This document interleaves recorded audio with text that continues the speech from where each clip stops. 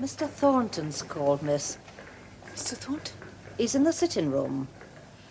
Well, isn't Papa in? He asked for you, miss, and the master's out. Very well.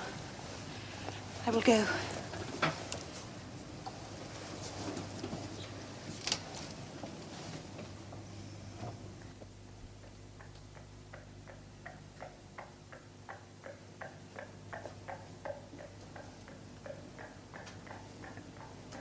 Mr. Thornton? My dear Miss Hale. How are you? I am well, thank you. But the wound you received? You would oblige me, Mr. Thornton, by not talking about it. Yes, of course. May I Miss Hale, thank you for sending my mother the invalid mattress. It gives her much ease. we're always ready to help in any way we may. Thank you. Mr. Thornton, please tell me what has happened as a result of yesterday's disturbances. I've no news. I've not left the house. I and my fellow magistrates conferred this morning, and it was agreed the charges should be preferred solely against the man Boucher and two of the other ringleaders who assisted him. Would you not think it unjust, Mr. Thornton, that being a magistrate, you should exercise that authority against those unfortunates who attacked you? Unfortunates, Miss Hale? They are starving. At the moment, maybe, but not for long. The strike's all but ended. Ended? Under threat of long prison sentences, almost every man in this town is ready to swear that he didn't take part in the riot. Was against it, in fact. Their one way of assuring us of their guiltlessness is by going back to work. On our terms. And the Irish? What about the Irish? Those who want to stay may do so. The rest will be paid handsomely, sent back again. You have used those Irish to provoke the riot. No. Only to break the strike. But is that not despicable? Despicable? My dear Miss Hale, I've used cunning, it's true. But then so have the workers in withdrawing their labour when most we needed it. Cunning is right in commerce. Commerce depends upon it. And what about humanity? You would have had those people starved to death. But if they had, it would have been their own fault. Miss Hale, you talk about the masters as though they were some kind of ogres. Jackals. Don't you understand? The master can go down to ruin as well as the men. The master must run a race not only against the workers, but against all the other masters, his rivals. I can be easily trampled underfoot by my fellows. See my family starve. There is no mercy in our philosophy, nor should there be. Add your humanity and the economic principles, the sheer logic by which I must work becomes meaningless. We had better not talk about it. No, you are right. For beyond the factory, beyond the world of business, there is another life. I beg your pardon? Miss Hale, I know how to be grateful. And the action you took yesterday in trying to save my life... You have nothing to be grateful for. Any woman would have done the same. I ought rather to apologize to you for having said thoughtless words which sent you down into danger. Miss Hale, do not try to escape from the expression of my gratitude, please, for it is from my heart. I escape from nothing. I simply say that you owe me no gratitude. Any expression of it is painful to me because I do not feel I deserve it. I owe my life to you, Miss Hale, and I'm proud of knowing it. Whatever the future, pain or pleasure, sorrow or joy, I owe to you. Now, you shall hear me. I'm happy that I live, for I owe it all to a woman that I love. I love you, Miss Hale, as I do not think man ever loved woman before.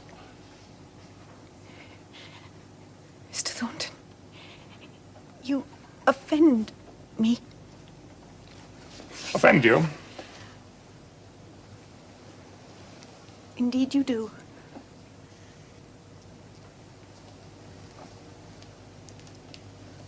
I believe you imagine that my conduct of yesterday was a personal act between you and me.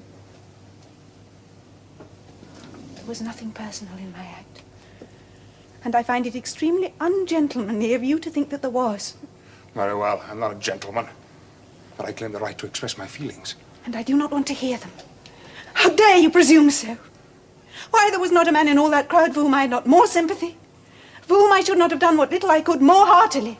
Yes, I'm already aware of these misplaced sympathies of yours, Miss Hale. You despise me because you don't understand me. I do not care to understand you. No, I see you do not. You are unfair. and unjust.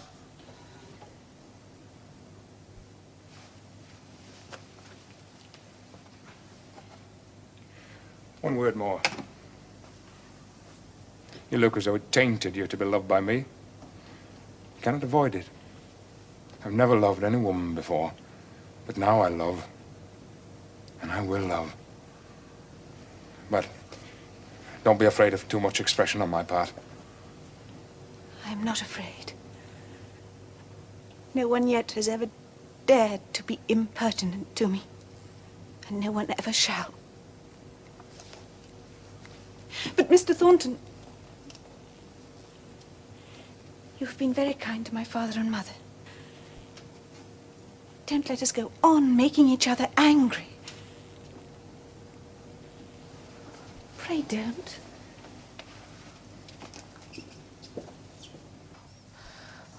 My children. My children. Where are you?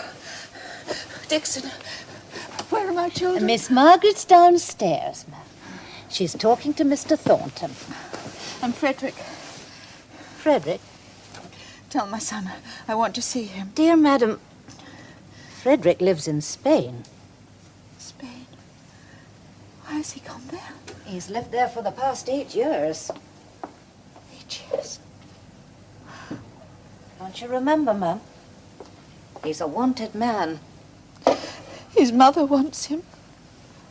Now you have a daughter. A beautiful daughter. Think of her. Yes, Margaret. My daughter, Margaret. Dixon, will you get her for me? I want to talk to her. Very well, ma'am. Dixon, Only please. calm will now. You get her, calm. Please? Yes.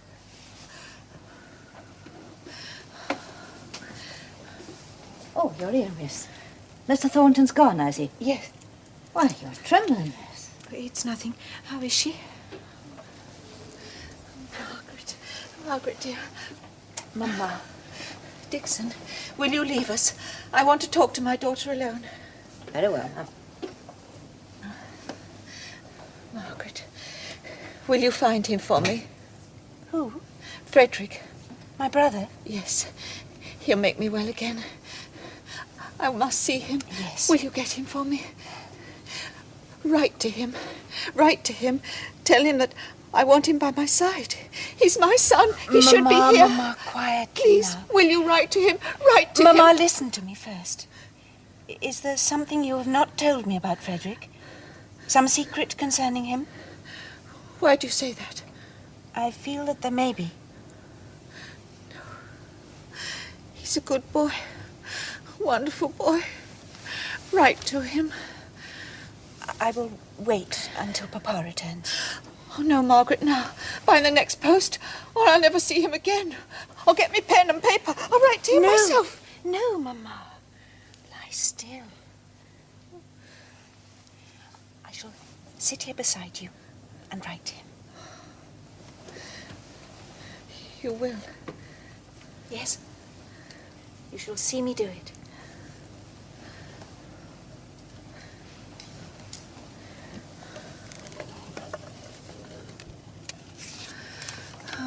He's a good boy. He's my son. He should be here. His place is here. They're after me. The police, they're after me. What do you expect? There's nowhere to hide. Everybody frightened of talking to me. Not a man will hide me, no one. They're not stopping here, that's flat. I'm not asking. Only, would you look in on me wife and kids sometime? Aye, I'll do that for you. What's going to happen to me, Nick? How the hell do I know? You've got your two deserts now, you have. For 2 pins, I'll give you up the police myself. You'd what? Committee said, no disorder, no injury to property or life. You ruined the strike, you have. Instead of decent workers, you made us all into cowering revolutionaries. We're all lumped together because of you. For 2 pins, I'd give you up myself. I would. You will all.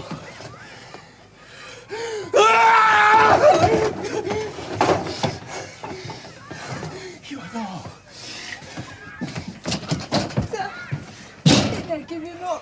2 pins, I would. There ain't much you can do for him, but you had to camp for his wife and kids, that's all. Do your best, do you? Oh, God! Oh, my little Bess. My little Bess.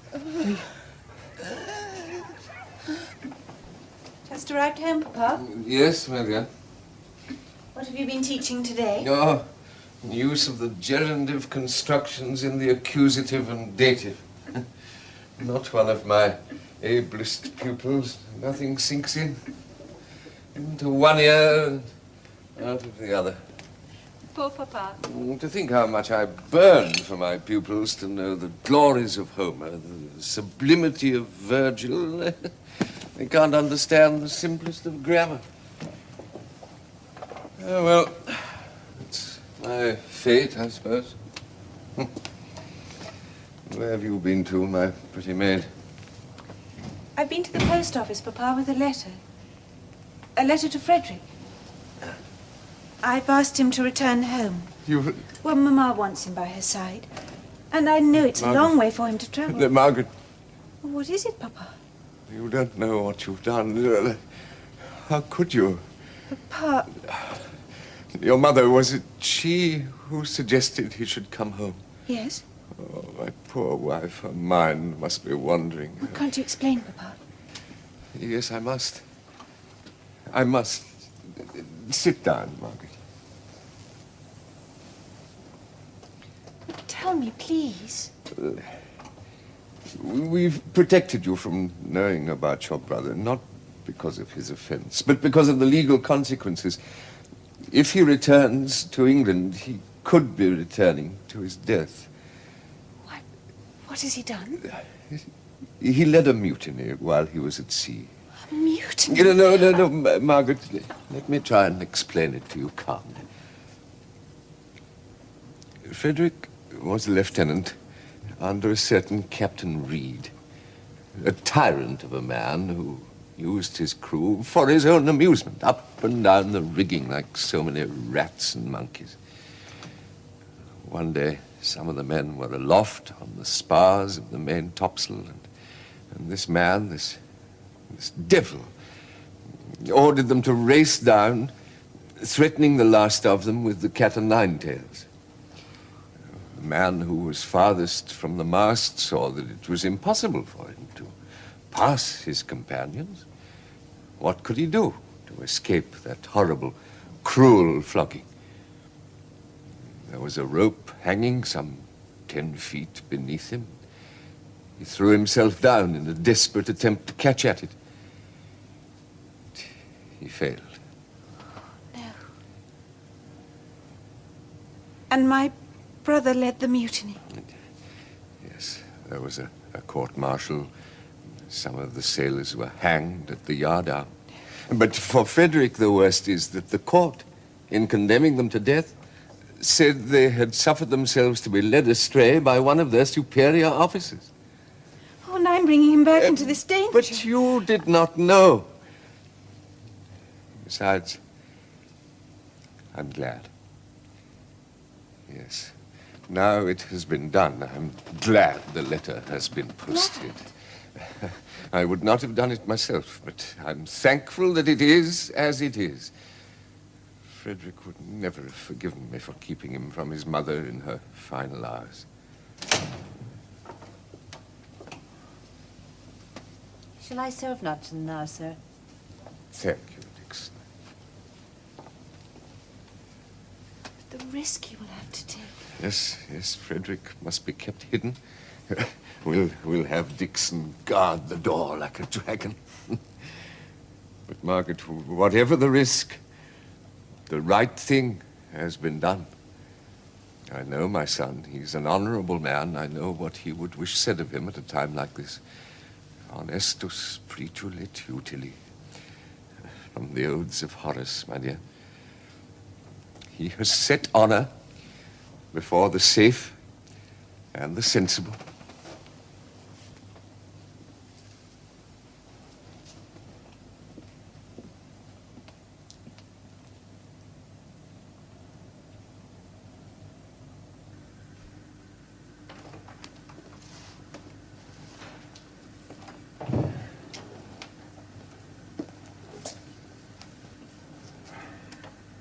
Well?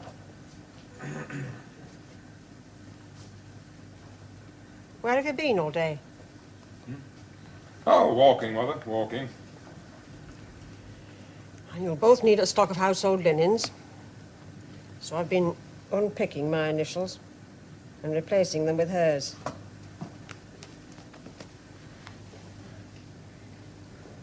Nobody loves me but you, Mother. Mother's love is given by God, John. It holds fast forever. A girl's love is like a puff of smoke.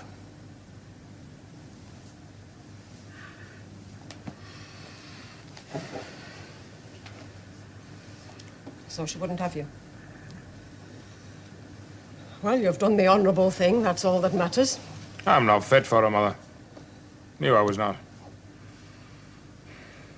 That's not the point. I love her more than ever. Can't help myself. I love her. And I hate her. I'd have done my best to welcome her. I'd have done my utmost to make her happy had she accepted you. But now we know her true character. She's not worthy of any man's love. Stop it! You stay blind if you want to, but ask yourself this. Would any girl of modesty have done what she's done? I won't have a word said against her.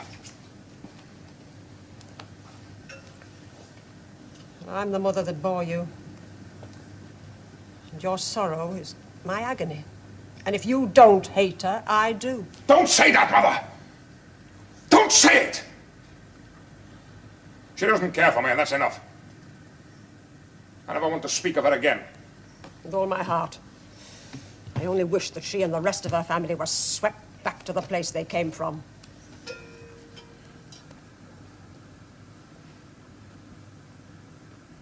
Warrants have been taken out for the 3 ringleaders. Strike's almost over.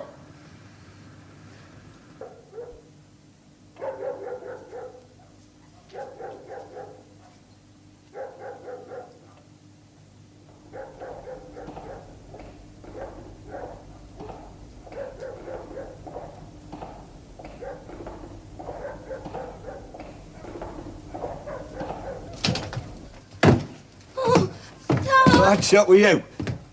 Yes.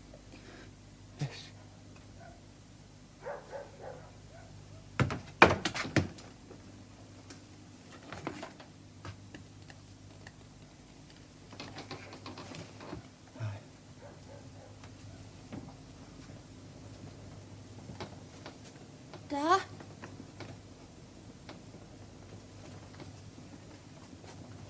She's dead. Sister's dead, Mary. Not can hurt her now, Mary, not can hurt her now. Not to life's grief can touch her more.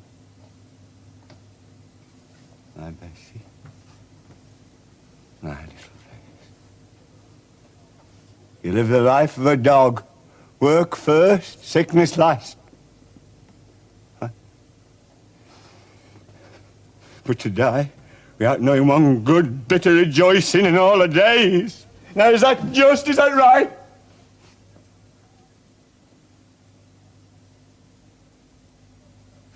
I believed in heaven, you know, believed in the city of God.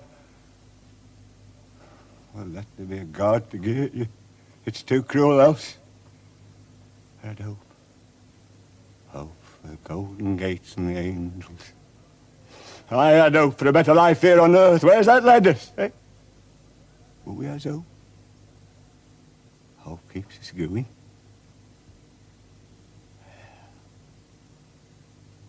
You had more than your goodly share on it, didn't you?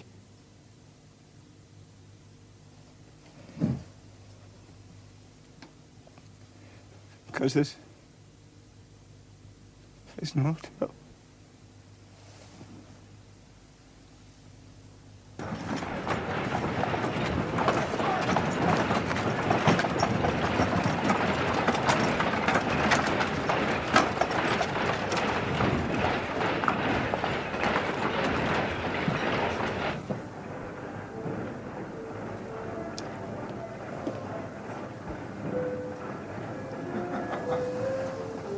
Working again, John.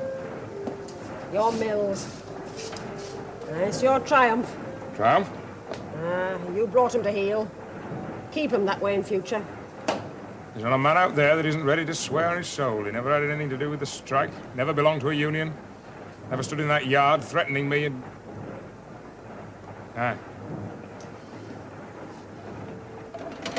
Oh, by the way, I've been to see Mrs. Hale, Mother. Took her some fruit. What? The woman is dying. It was the least I could do. She asked after you. She thinks you're a very fine and wise lady. There's no need to humour me. Oh, she said it. She thinks much of you. She wants you to visit her. Visitor? Me? Yeah, she was insistent on it. I think there's something she wants to say to you. Say what? I don't know. It was all mine was obsessed by it. She kept begging me to give you the message. She wants to see you. Will you go? I haven't decided.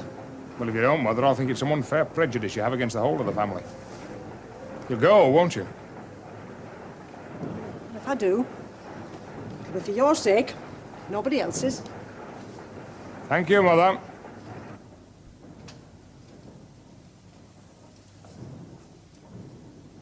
Madam, Mrs. Thornton's come to see you.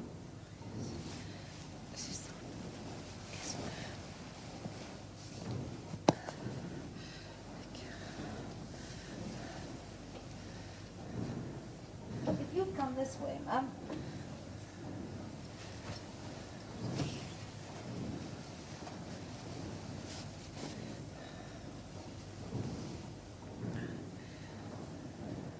Be good enough to leave me with her, please. Very well, ma'am. Pull the bell if there's anything you want him. Mrs. Thornton, Yes. just sit down.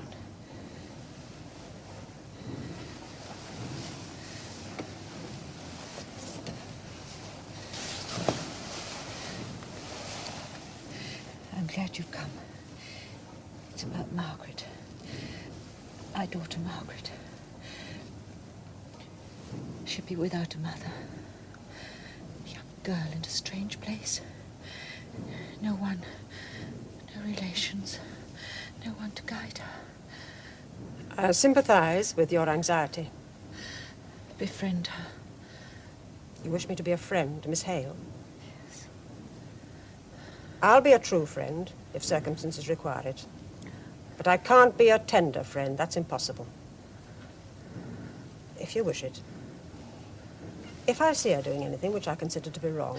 Wrong? Oh, Margaret would never do anything wrong. Willfully. When that happens, I'll tell her. Plainly and truthfully to her face. As I would my own daughter.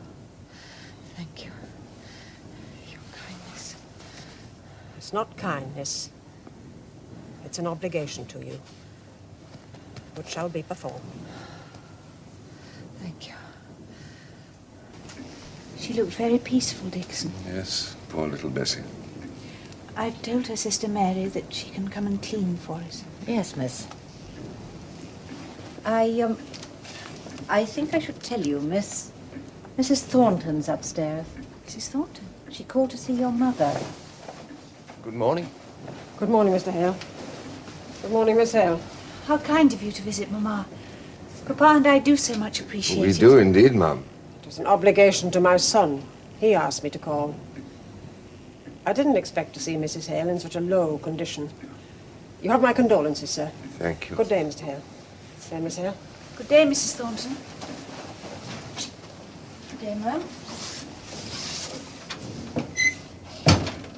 That woman doesn't like you, Miss Margaret, and that's certain. Peace, Dixon, peace. This is no time for squabbles.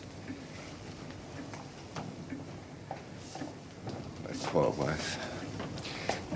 Come, Margaret, stay with me. I live nowadays largely through your strength, I'm afraid.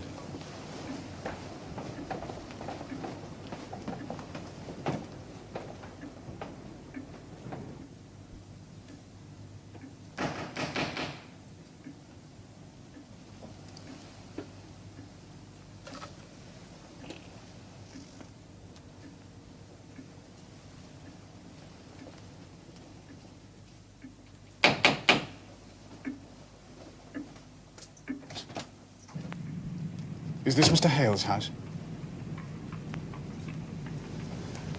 Frederick!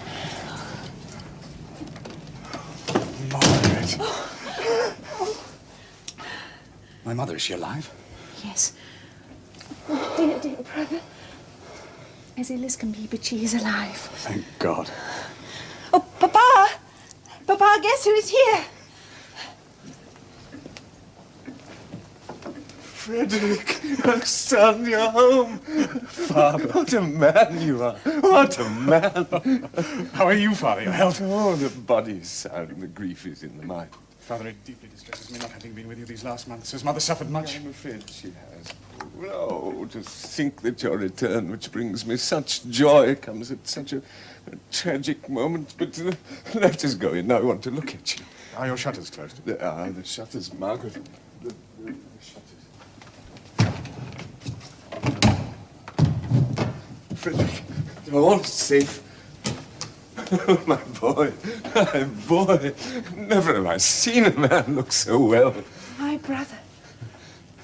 Well, you must give credit to the Spanish sunshine. Ah, the sun, we see so little of it here, I'm afraid. Oh, my dear brother, you are so... Say it, Margaret. So handsome. Yes, handsome.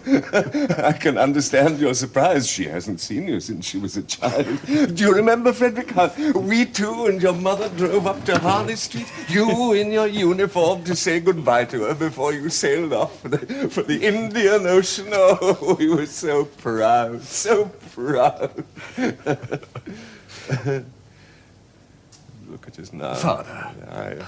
A dissenter, disowned by the church, you a fugitive with a price on your head, and my poor wife up there. Please, Papa. Mutatis, mutandis. Father, how I curse myself not having been able to play my proper role in our family's misfortunes. No, not curse yourself. You must not say that.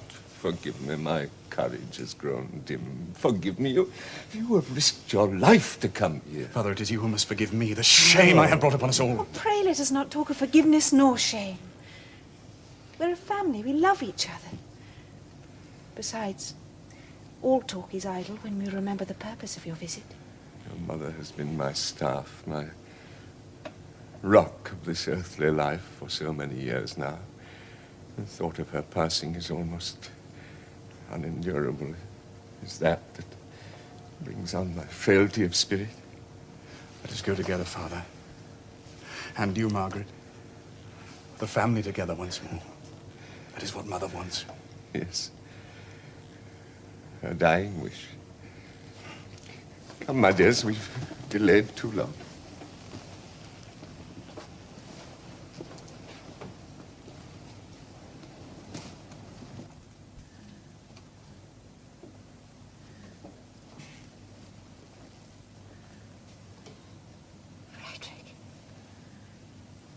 Master Frederick. Dixon. My dear, dear. You've come at last. You've come to your mother. She's called after you day and night. She's called after How is she? Fear it might be too late.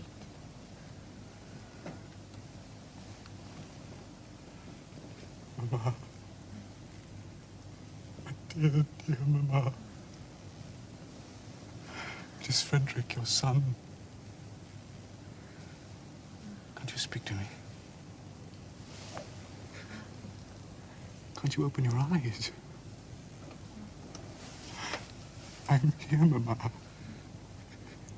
I'm here at last. Your son. She not recognize. I fear 'tis the end. But she must. Mama. Mama, please. Oh, but she must see him. She must. Oh, Papa. He has come all this way, and she so much as yearned for him. Oh, please, God. Dios vuol perdere prius dimenta. Oh, Lord, save me from madness. You have given reason.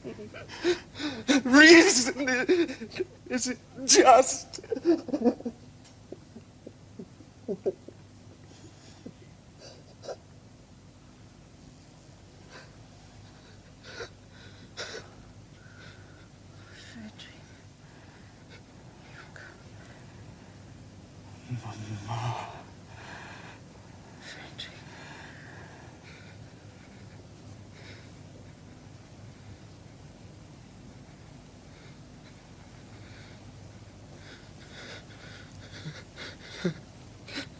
Maria. She's at rest.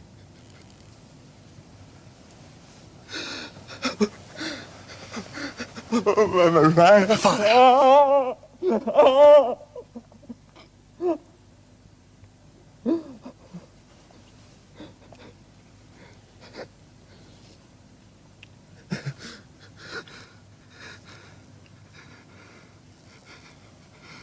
Leave me. Leave me, all of you.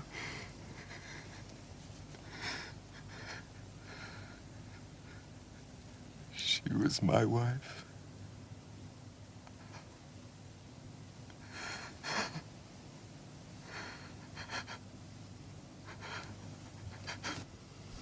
Frederick, Yes.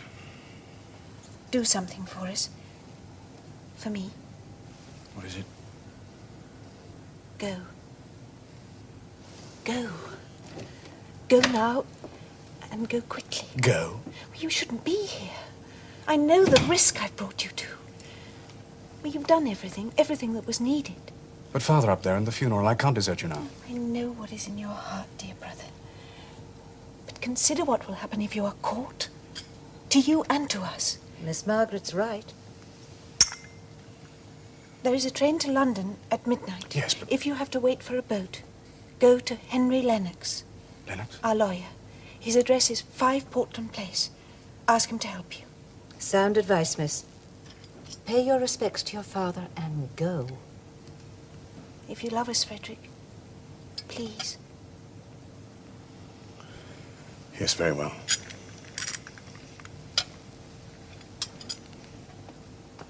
I will accompany you to the railway station.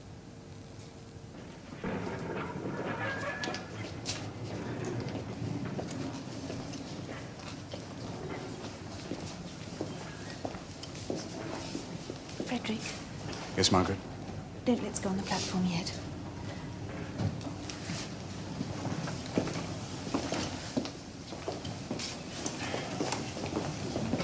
If you do see Henry Lennox in London, ask him if your case can be reopened. His sister lawyers can't do me much good, I'm afraid.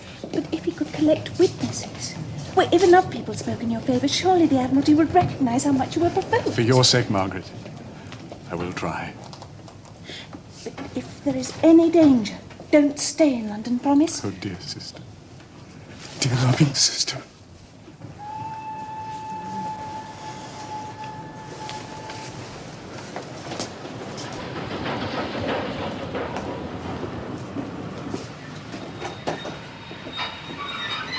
Mr. Thornton, sir. Huh? One of your midnight dispatches, eh? Oh, hi. Would you put this in the guards, man? Very good, sir. Here. Most kind of you, sir. Most kind.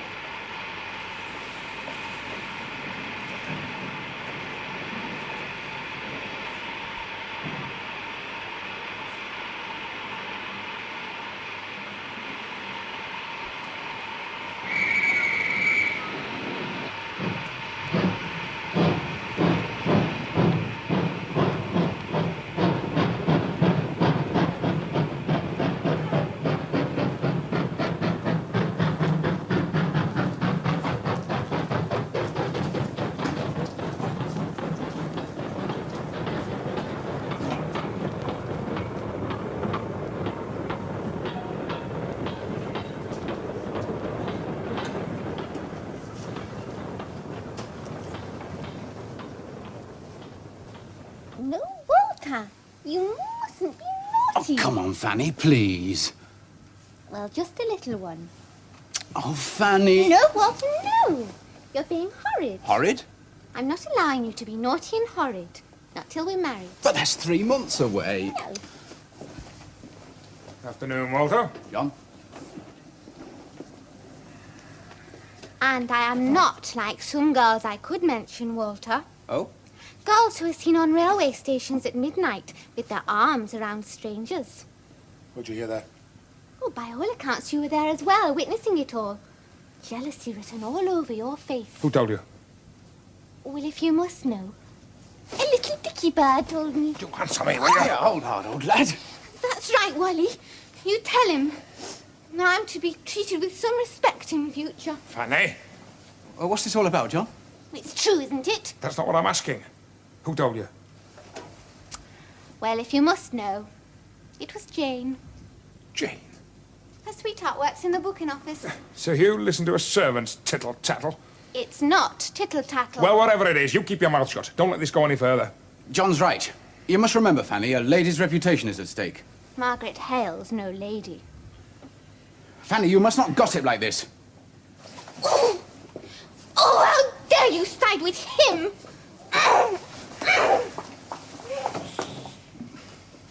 Sorry about that, old lad. Oh, that's all right. It's not your fault, it's my fault. While I got you to myself, John, I'd like to broach you on the subject of haymaking. Haymaking? Hay while the sun shines. Believe me, John, it won't be shining for long. I'm not sure I follow you, Walter. Once Parliament brings in its new Companies Bill, nothing will be quite so bendable as it was. You see, John, with compulsory registration of companies, we've got to make money before that bill becomes an act. Not interested in that sort of dodge, Walter. Well, you should be. Time's running out, old lad. Now, look, we're agreed about the dowry. You marry my sister and I pay into her account the sum agreed and nothing else. All I'm saying is one good turn deserves another. Ah, well, I'm not going to float a bucket shop company. I'll tell you this.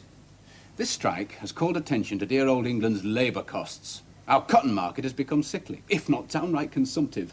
You don't have to tell me that. I know where we stand, all right. Tea time, Walter.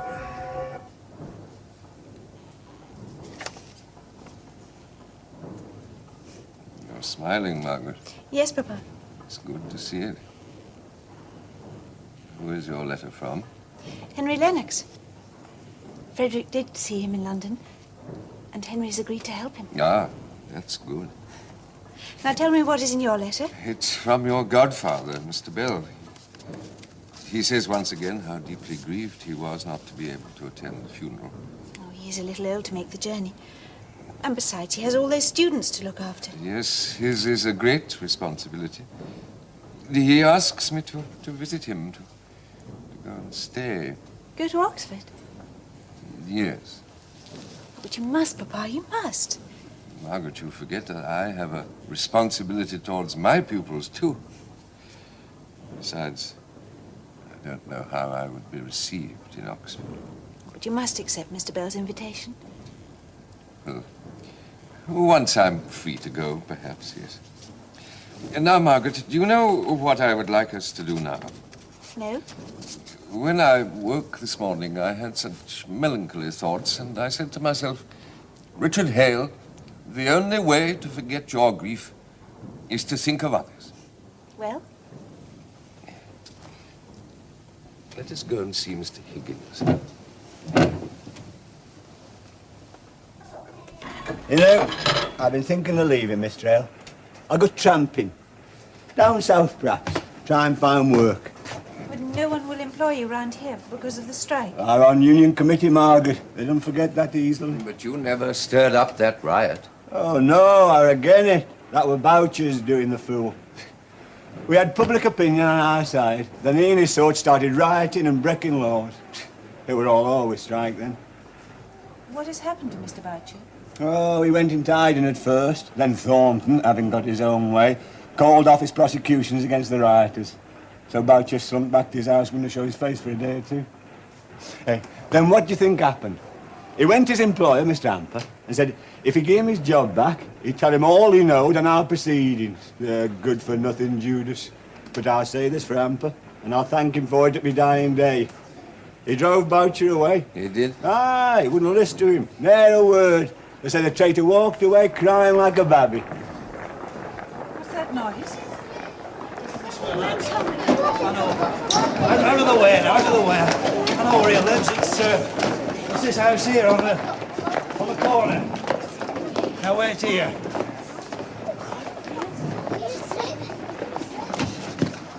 What's happened? Boucher! We found him in the brook in the field yonder. No, not Boucher. In the brook, I tell you. In the brook? But there is not water enough to drown him there. You're a determined chap. He lay with his face downwards. He was sick of living. Much. Why did you do it, you fool? Higgins, I know him. I wouldn't go and tell the wife. Tell the wife? Do it gently, man, but do it quick. We can't leave him here long. How can I go? Don't ask me to. I cannot face. But thou knowest her better than us. I cannot do it. Well, someone's got to go and tell her. Papa, will you go? I will, of course, but... I will go. You, Margaret. This way, miss.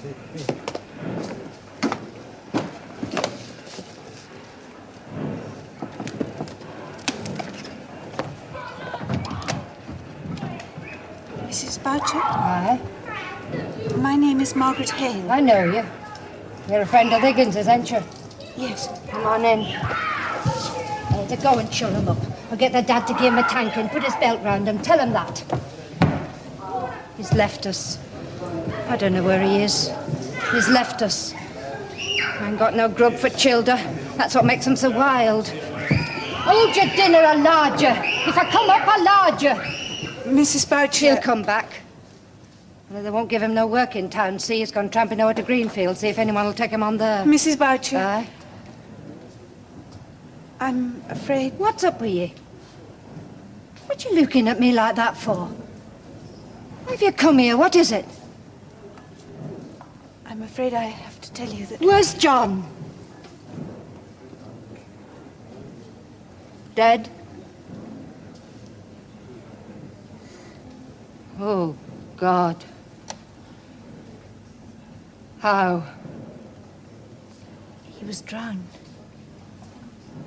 Drowned?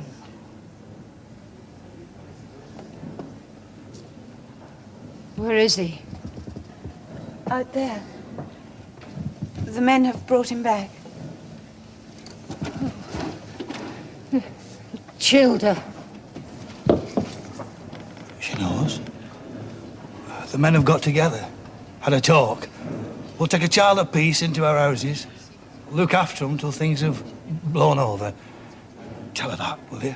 I heard. Thank you. Where is he? By the steps.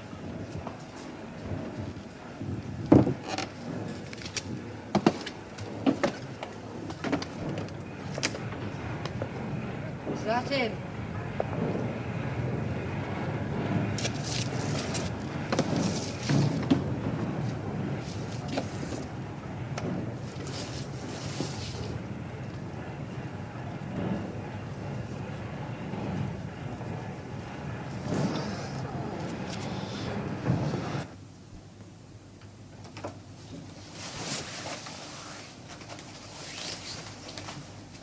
Am I disturbing you?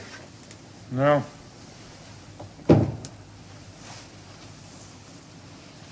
What you studying? Greek? Aye. You find pleasure in it? You read of heroic struggles. But all the same, you feel the pathos that lies behind human striving. It has a calming influence. Well, that's what I want for you, my son. Peace. You've suffered much. If you want peace, real peace, there must be no secrets. Nothing to hide. We must open our hearts to each other, John. Don't understand you, Mother. I've been waiting lovingly for you to say it. Simply to tell me the thing that haunts you. Well, it does haunt you, doesn't it? Say it. And everything will be as it was before. Before what? Before she came. I've told you, Mother, I've put her out of my mind. Have you? Aye. Then why do you shield her? And her wickedness. What are you talking about, Mother? The railway station. I see. Who told you? Was it Fanny or was it a servant? Both. I'm sure there's some perfectly simple explanation. Well, we speak plainly in this house, John. You accept that the man at the railway station is her lover? Yeah. Well, I didn't want to act on rumour. And now I have the witness of your eyes. You saw her. Why you set yourself up to torture me? Now I can go without the slightest misgiving. Go where? I promised Mrs. Hale as she lay dying. I promised her that when I had proof of her daughter's wickedness, I'd confront her with it. It was a sacred promise, John. It must be done. She'll never bear it, Mother. She'll have to bear it if I speak in her dead mother's name. Yes, well, of course, you must go. Only don't tell me any more about it. I can't bear to hear of it. Be gentle with her, Mother. Gentle? Aye. I didn't promise gentleness. You have a visitor, miss. A visitor? Mrs. Thornton. Well, show her in. Show her in, will you?